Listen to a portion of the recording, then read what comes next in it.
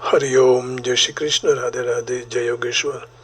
बंशीधरम तत्रधरम नमामि मनोहरम मोहरम च कृष्णम मालाधरम धर्मधुरम धरं च पार्थस्य सारथ्यकरं च देवं कर्तव्यदीक्षां च समत्वशिक्षां ज्ञानस्य भिक्षां शरणागतिं च ददाति गीता करुणाद्रभूता कृष्णेन गीता जगतो हिताय। श्रीमद् भगवद गीता जी। अब इसी श्लोक में भगवान पराभक्ति का फल बताते हैं। जैसे कल भगवान ने कहा कि कर्मयोग में संसार के साथ संबंध छूट जाने के बाद शांत और आनंद मिलता है, शांति आनंद मिलता है। ज्ञान योग में निज स्वरूप में स्थित होने से निजानंद अर्थात अखंड आनंद मिलता है। लेकिन भक्ति योग में भगवान के साथ अभिन्नता होने से परमानंद अर्थात अनंत आनंद प्रतिक्षण वर्धमान प्रेम मिलता है, भक्ति मिलती। भगवान कहते हैं भक्त्या माम अभिजानाति यावान्यश्चामि तत्त्वतः ततो माम तत्त्वतो ज्ञात्वा विशते तदनन्तरम्।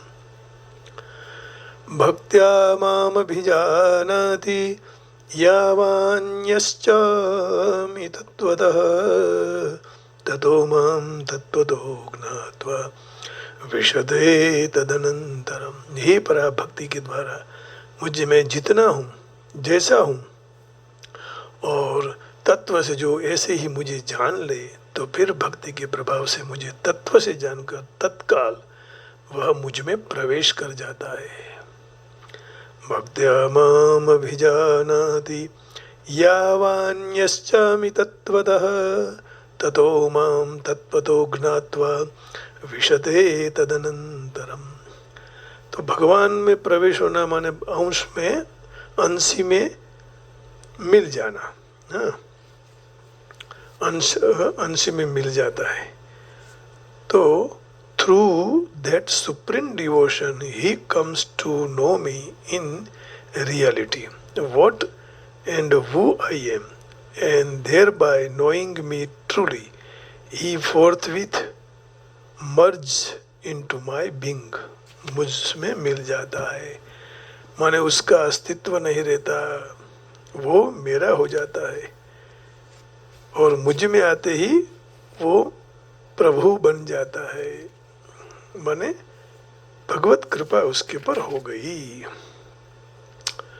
One can understand me as I am, as the supreme personality of Godhead, only by devotional service, and when one is in full consciousness of my be such devotion, he can enter into the kingdom of God. भगवान के राज्य में चला जाता है, kingdom of God.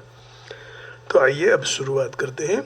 भक्त्या माम अभिजानाति, जब परमात्मा तत्व में आकर्षण अनुराग हो जाता है, तब साधक स्वयं वह परमात्मा के सर्वथा समर्पित हो जाता है और तत्व से वह अभिन्न हो जाता है, वही परमात्मा में मिल जाता है। फिर उसका अलग कोई स्वतंत्र अस्तित्व नहीं रहता है, अर्थात अहम भाव का अति सूक्ष्म अंश भी नहीं रहता। इसलिए उसको प्रेम स्वरूपा भक्ति प्राप्त हो जाती है। जो गोपियों ने प्रेम स्वरूप का भक्ति, प्रेम लक्षणा भक्ति की, तो उसी भक्ति से परमात्मा तत्व का वास्तविक बोध हो जाता है। अब एक बार बोध हो गया, फिर कोई बाकी ही नहीं बचता। तो परमात्मा तत्व का वास्तविक ब्रह्मभूत अवस्था हो जाते ही संसार के संबंध हो तो सर्वथा त्याग हो जाता है।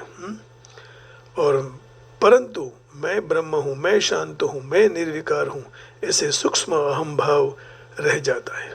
और अहम भाव जब तक रहे तब तक परिच्छिन्नता और पराधीनता रहती है, पराधीन रहता है यह तो, क्योंकि यह अहम भाव प्रकृति का कार्य है, प्रकृति पर है, इसलिए पराधीनता रहती है। परमात्मा की ओर आकृष्ट होने से पराभक्ति प्राप्त होते ही अहम भाव नाश हो जाता है। माने पराभक्ति का महत्व है। परमात्मा की ओर आकृष्ट हो जाओ और पराभक्ति प्राप्त हो जाए, अहम भाव नष्ट होता है। प्रेम भगति जल बिनूर घुराई, अभियंतर मल कबहू न जाई। प्रेम भगति जल बिनूर घुराई, अभियंतर मल कबहू न जाई। तो यह अहम भाव संपूर्ण रूप से नाश होने से तत्व का वास्तविक बोध हो जाता है। प्रेम भगति जल बिनु घुराई, अभियंतर मल कबहू न जाई। जब तक प्रेम भक्ति नहीं होती तब तक मन में रहे हुए मल जाते नहीं है। प्रेम भगति जल बिनूर घुराई, अभियंतर मल कबहू न जाई। तो यावान 7वें अध्याय के आरंभ में भगवान ने अर्जुन को समग्र रूप सुनने की आज्ञा दी थी कि मुझ में जिसका मन आसक्त हो जाता है, जिसको मेरा आश्रय है, तो वह अनन्य भाव से मेरे साथ दृढ़ता पूर्वक संबंध रखकर मुझे समग्र रूप से जान ले, उसको तू सुन। यही बात भगवान ने 7वें अध्याय के अंत में कहकर जरा मरण की मुक्ति प्राप्त करने के लिए जिनका मेरा आश्रय लेकर यत्न करते हैं, वही ब्रह्म संपूर्ण अध्यात्म और संपूर्ण कर्म को अर्थात संपूर्ण निर्गुण विषय को जान लेता है। अधिभूत अधिदेव अधियज्ञ सहित मुझे अर्थात सारे सगुण विषय को जान लेता है। इस तरह निर्गुण और सगुण के सिवाय राम, कृष्ण, शिव, गणेश, शक्ति, सूर्य आदि अनेक रूप में प्रकट होकर परमात्मा लीला करते हैं, उनको भी जान लेना चाहिए। भगवान ही गणपति है, भगवान कृष्ण ही शक्ति है, सूर्य है, माने परम तत्व, और इसी को ही यावान अर्थात समग्र रूप को जानना। वो गणपति परम तत्व है, सूर्य परम तत्व है, जगदम्बा मैया उमिया सब परम तत्व है। तो यश्चामि तत्वतः उसी परमात्मा अनेक रूप में और अनेक आकृतियों में अनेक शक्तियों के साथ लेकर अनेक कार्य करने के लिए बारंबार प्रकट होता है। और उसी परमात्मा अनेक संप्रदायों में हरेक की भावना के अनुसार अनेक इष्ट देवों के रूप में रहते हैं। वास्तव में परमात्मा एक है, बस मैं इस तरह से हूँ, उसको तुम जान लो। ततो माम तत्वतो ज्ञात्वा विशते तदनंतरम। और ऐसे मुझे तत्व से जानकर तत्काल वह मुझ में प्रविष्ट हो जाता है, अर्थात मेरे साथ भिन्नता का जो भाव है वह सर्वथा नष्ट हो जाता है। तत्व को जानते उसमें जो अभिन्नता अज्ञान है वह सर्वथा नष्ट हो जाता है और वही उस तत्व में प्रविष्ट हो जाते हैं। यही पूर्णता है, इसी में ही मनुष्य की सार्थकता है। तो तत्व को तत्काल जानकर माने जानने में और प्राप्त करने में काल भेद नहीं होता है। जानने में और प्राप्त करने में काल भेद नहीं है। तो जीव का परमात्मा में प्रेम, रति, प्रीति, आकर्षण अपने आप होता है, परंतु जब जीव प्रकृति के साथ संबंध जोड़ लेता है तब परमात्मा से विमुख हो जाता है और संसार में उसका आकर्षण बढ़ जाता है। और इसी आकर्षण से वासना, स्पृहा, कामना, आशा, तृष्णा आदि उसको पकड़ लेती है, घेर लेती है। तो परमात्मा से विमुख नहीं होना है। यह वासना आदि का जो विषय प्रकृति जन्य पदार्थ है, तो वह क्षण भंगुर और परिवर्तनशील है, और इस जीवात्मा अपने नित्य और अपरिवर्तनशील है। परंतु ऐसे होते हुए भी प्रकृति के साथ तादात्म्य होने से उसमें परिवर्तनशील में आकृष्ट हो जाता है, क्योंकि क्षण भंगुर है ना, प्रकृति जन्य पदार्थ क्षण भंगुर है। लेकिन जीवात्मा स्वयं नित्य है, अपरिवर्तनशील है। शरीर अनित्य है लेकिन आत्मा तो नित्य है। लेकिन प्रकृति के साथ तादात्म्य होने से परिवर्तनशील में आकृष्ट हो जाए, इसलिए उसको कुछ नहीं मिलता, परंतु कुछ मिलेगा ऐसे भ्रम और वासना के कारण जन्म मरण के चक्कर में पड़कर महान दुख को प्राप्त करता रहता है।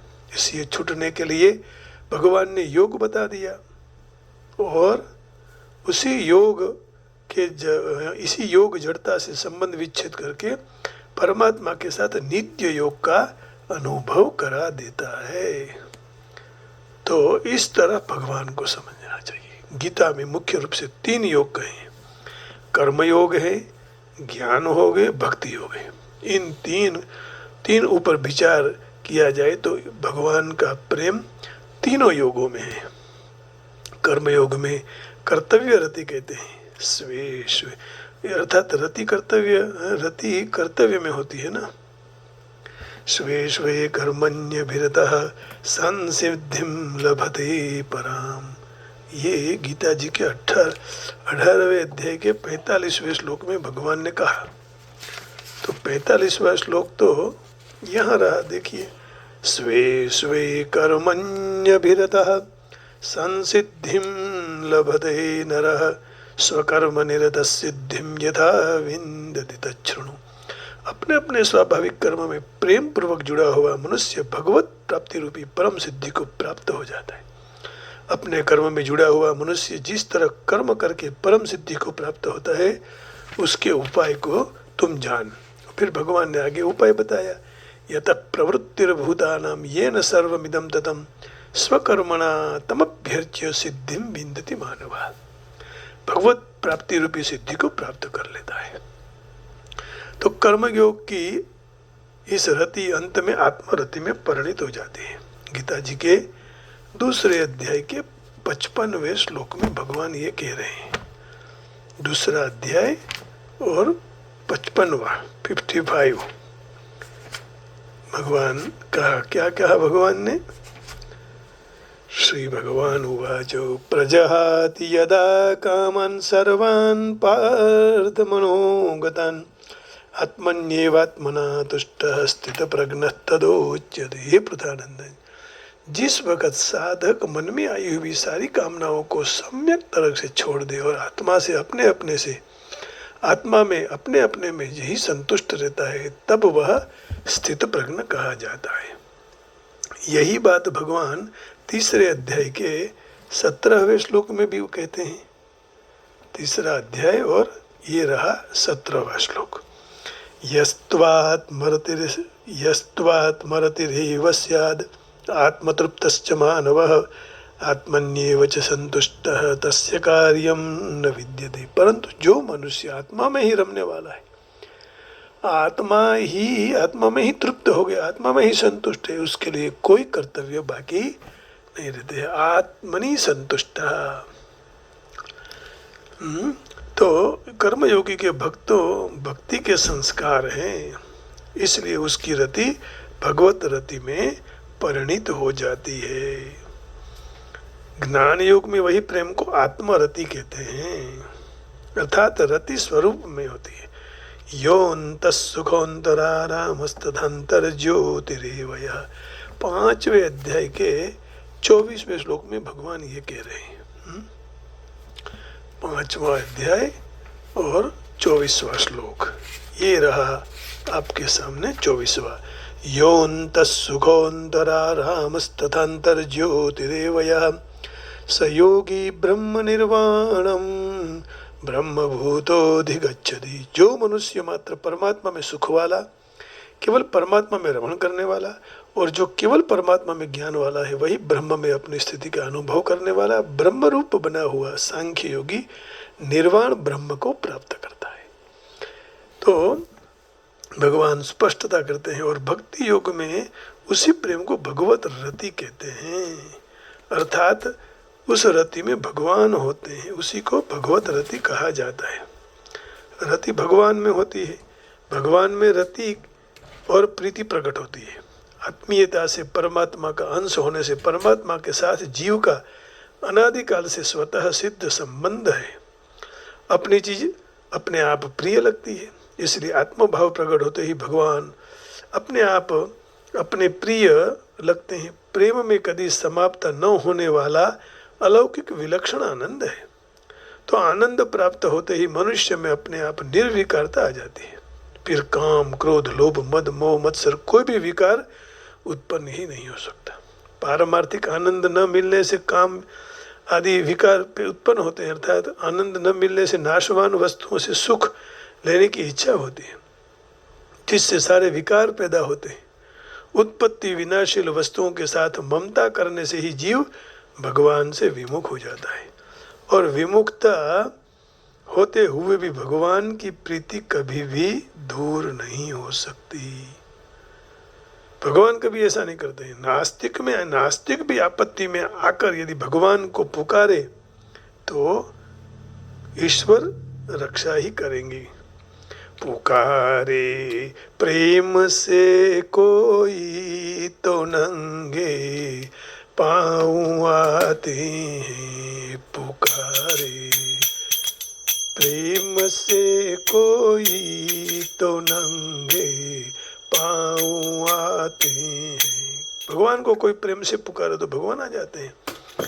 तुष्यंती च रमंती च, जैसे 10वें अध्याय के 9वें श्लोक में भगवान ने कहा, तुष्यंती च रमंती च। ये 9वां श्लोक आपके सामने कौन सा है? मच्चित्ता मदगत प्राणा बोधयन्तः परस्परम कथयन्तश्च माम नित्यम तुष्यन्ति च रमन्ति च। निरंतर मुझ में मन पिरोवे रखने वाले, मुझ में ही प्राणों को अर्पण करने वाले भक्तजन परस्पर मेरे प्रभाव को बताकर उसका कथन करता रहता है, नित्य निरंतर संतुष्ट रहता है और मुझ वासुदेव में ही निरंतर प्रेम करता है। मच्चित्ता, मुझ में चित्त है, मदगत प्राणा, मुझे प्राण दिए हुए रखे हुए हैं, प्राणों को अर्पण करता, माने पूर्ण शरणागति।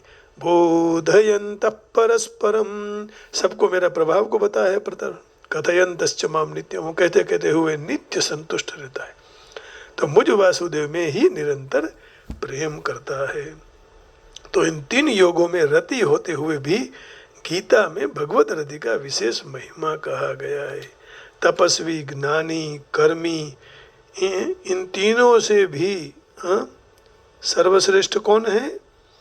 समता वाला श्रेष्ठ है। जैसे 6ठे अध्याय के 46 में भगवान ने कहा, जिसमें समता है वही सर्वश्रेष्ठ है।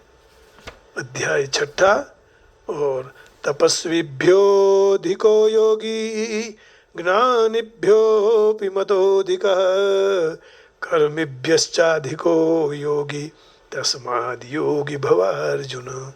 सकाम भाव वाले तपस्वियों से योगी श्रेष्ठ है, ज्ञानियों से भी योगी श्रेष्ठ है, और कर्म करने वाले से भी योगी श्रेष्ठ है, ऐसा मेरा मत है। इसलिए हे अर्जुन, तो योगी हो जाओ। तपस्विभ्योऽधिको योगी ज्ञानिभ्योऽपि मतोऽधिकः कर्मिभ्यश्चाधिको योगी तस्माद् योगी भवार्जुन। तात्पर्य यही हुआ कि जड़ता के साथ संबंध रखकर बहुत तप करने से, कई शास्त्रों के अनेक प्रकार के ज्ञान संपादन करने से, यज्ञ, दान, तीर्थ आदि बड़े बड़े अनुष्ठान करने से जो कुछ प्राप्त होता है वह सब अनित्य है, परंतु योगी को नित्य तत्व की प्राप्ति होती है।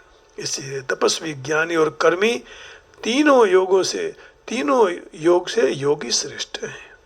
इस प्रकार के कर्म योगी, ज्ञान योगी, हठ योगी, लय योगी आदि सब योगियों में भी भगवान ने भक्ति योगी को सर्वश्रेष्ठ बताया। 6ठे अध्याय के 46वें श्लोक में। ये रहा 6ठा अध्याय और 46वां श्लोक आपके सामने। तपस्विभ्योऽधिको योगी ज्ञानिभ्योऽपि मतोऽधिकः कर्मिभ्यश्चाधिको योगी तस्माद् योगी भवार्जुन। योगिनामपि सर्वेषां मद्गतेनान्तरात्मना श्रद्धावान भजते यो माम समे युक्त तमो मदः। सारे योगियों में भी जो श्रद्धावान भक्त मुझ में जुड़ा हुआ मन से मुझे निरंतर भजता है, वह योगी मेरे मत के मुताबिक सर्वश्रेष्ठ है। यही भक्ति योगी भगवान के समग्र रूप को जान ले। सांख्य योगी भी पराभक्ति के द्वारा समग्र रूप को जान ले, और यही समग्र रूप वर्णन यहाँ यावान पद से किया गया है। तो इसकी चर्चा हम कल करेंगे, क्योंकि अभी थोड़ा भजन भी भगवान को सुनाना है। श्रवणम कीर्तनम विष्णु कीर्तन करना है। कल यहाँ से यावान शब्द कहा है उसकी और थोड़ी चर्चा लेंगे, और बस भगवत प्रसाद भगवत कृपा को प्राप्त करने का हम सहज प्रयास करेंगे। कोई अथाग प्रयास नहीं, सहज प्रयास। तो यहाँ भी बहुत अर्थ दिया हुआ है, थोड़ा अर्थ इनका ले लेते हैं। पूर्ण पुरुषोत्तम परमेश्वर कृष्ण को उनके स्वांश विस्तारों को मानसिक तर्क के द्वारा नहीं जान सकते, अभक्त भी उसको नहीं जान सकते। जो कोई भी मनुष्य पूर्ण पुरुषोत्तम परमेश्वर को समझने का चाहता है, इच्छता है, तो उसको शुद्ध भक्त के मार्गदर्शन में रहकर शुद्ध भक्ति ग्रहण करनी पड़ेगी। अन्यथा परमेश्वर का जो ज्ञान है सदा सत्य उससे छुपा रहेगा। भगवत गीता के 7वें अध्याय के 25वें श्लोक में भगवान कहते हैं, जब तक शुद्ध नहीं होगा, मन निर्मल नहीं होगा, तब तक कुछ नहीं होगा, कुछ प्राप्ति नहीं होगी। 7वें अध्याय के 25वें श्लोक में। तो शुद्ध होने के लिए क्या? कीर्तन करो, भजन करो, हरि नाम लो। नाहं प्रकाश सर्वस्य योग माया समावृतः मूढ़ोऽयं नाभिजानाति लोको मामजमव्ययम्। हे मूर्ख और अल्प, माने हूँ मूर्ख और अल्प बुद्धि वाले मनुष्य समक्ष कभी भी प्रकट नहीं होता हूँ। भगवान कहते हैं उसको तिमना माटे तो मैं मेरी अंतरंग शक्ति के द्वारा आवृत्त हूँ, ढका हुआ हूँ, इसलिए वे जानते नहीं है, और मैं अजन्मा और अविनाशी हूँ। तो मैं सबके सामने प्रकाशित नहीं होता हूँ। केवल बहुश्रुत विद्वत्ता के मानसिक तर्क के द्वारा ईश्वर को समझा नहीं जा सकता है। हाँ, ऐसे कहा है ना, नायम प्रवचने न लभ्या।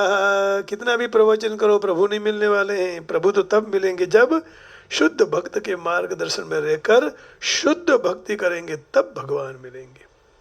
कृष्ण को मात्र वही समझ सकते हैं जो वास्तविक तरह से कृष्ण परायण हो, भक्ति में सेवा में लगा हो। ऐसे विश्वविद्यालय की डिग्रियों से भगवत प्राप्ति नहीं होती है।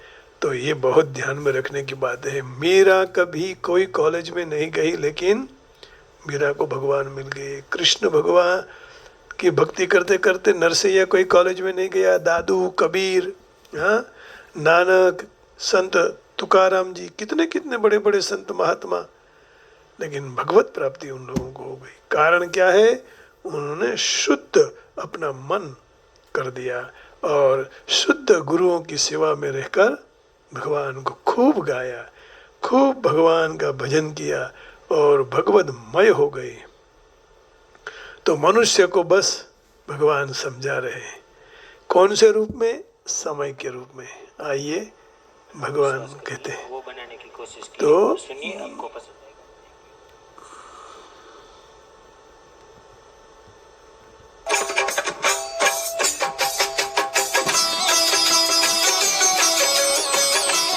विश्वास के रूप में भगवान आते हैं। भवानी शंकरौ वंदे श्रद्धा विश्वास रूपिणौ याभ्याम विना न पश्यन्ति सिद्धः स्वान्तस्थमीश्वरम्। हे माँ, हे माँ, हे माँ, हे मैया, हे मानव विश्वास करी समय बनी समझाऊं છું આ દુનિયામાં ઈચ્છાથી અવતાર ધરીને આવું છું। हे मानव विश्वास करी ले समय बनी समजाવું છું આ દુનિયામાં ઈચ્છાથી અવતાર ધરીને હું આવું છું હે માનવ વિશ્વાસ કરી લે माँ हे गोविंद हे ऋषिकेश हे गोपाल हे माधव गोविंद हरि गोविंद गोविंद हरि गोविंद गोविंद हरि गोविंद गोविंद हरि गोविंद गोविंद हरि गोविंद વિશ્વ ચરાચર ઉપવન મારું પાણી હું પીવડાવું છું વિશ્વ ચરાચર ઉપવન મારું પાણી હું પીવડાવું છું પાણી હું પીવડાવું છું વિશ્વ ચરાચર ઉપવનમાં પાણી હું પીવડાવું છું પીવડાવું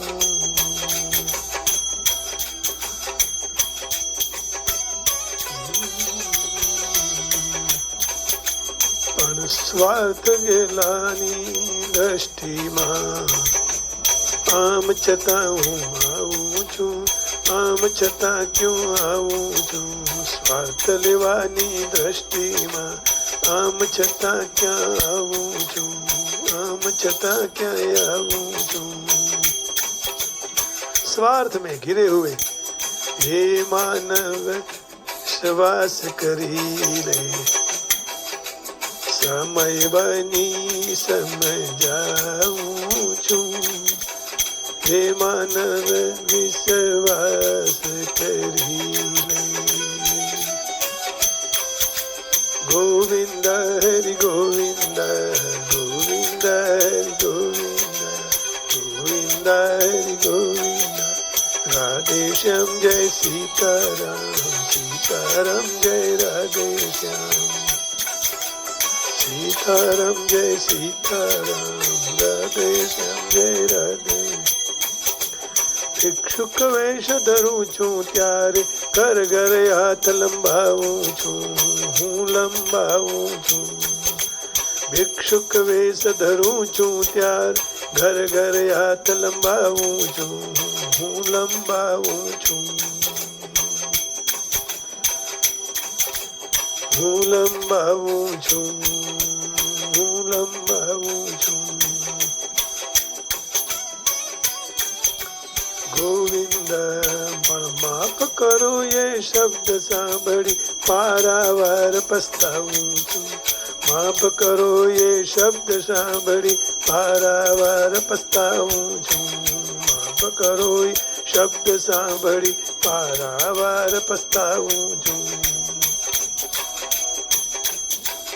ગોવિંદ हे मानव विश्वास करी रे समय बनी समझाऊं છું हे मानव विश्वास करी रे समय बनी समझाऊं છું हे मानव विश्वास करी ले आप सबके हृदय में बैठे हुए भगवान कृष्ण को प्रणाम करके वाणी को विराम देता हूँ। जय श्री कृष्ण, हरिओम, राधे राधे, जय योगेश्वर, गोविंदा गोविंदा। प्रभु आप सबकी कामनाएं पूर्ण करे। हरिओम हरिओम, गोविंदा।